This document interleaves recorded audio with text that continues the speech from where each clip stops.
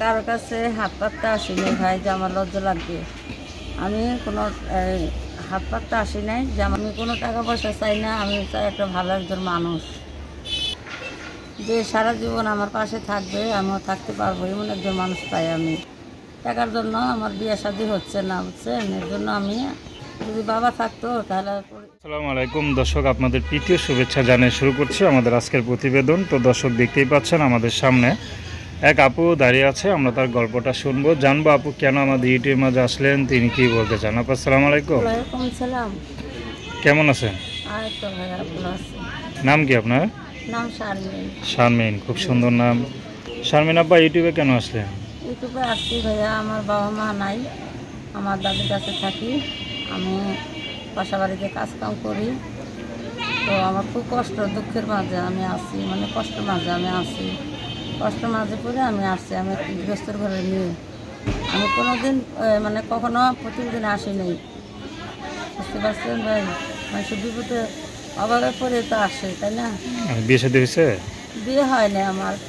বয়স কত? বয়স আমার 19। বিয়ে করেন না কেন?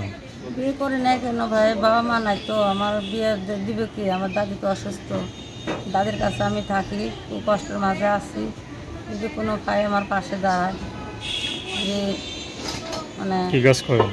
আমি বাসা বাড়িতে কাজ করি। পড়াশোনা কত দূর আছে? 6, 7। আচ্ছা, তাই নার্সিং বিয়ে শাদীর জন্য না সহযোগিতার জন্য? সহযোগিতার জন্য আসি নাই, আমি বিয়ের জন্য আসছি। কেমন মানুষ পেলে বিয়ে করবেন? জীবনে থাকুক না কেন, বয়স হোক, জীবন হোক, কোনো ভাই যদি তার মনটারে মানে ভালো, যে মনটারে ভালো চাই।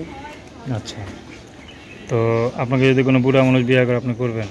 অবশ্যই করব, যদি মনের মতন হয় তো আমি করবো। কেমন লাগে যে আপনি যে ইউটিউবে দাঁড়াইছেন, বিয়ের জন্য লজ্জা লাগে না?